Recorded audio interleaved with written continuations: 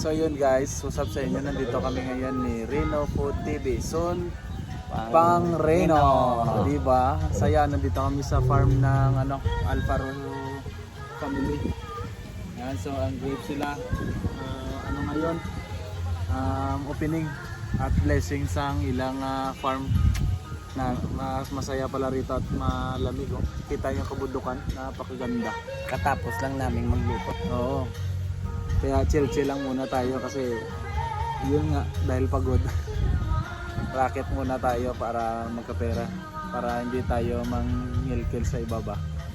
Dapat yung tamang lang, sipag lang natin. Hintay lang tayo sa mga biyaya. Di ba, Pang? Yes Ano? Ang grape farm nila, grape farm.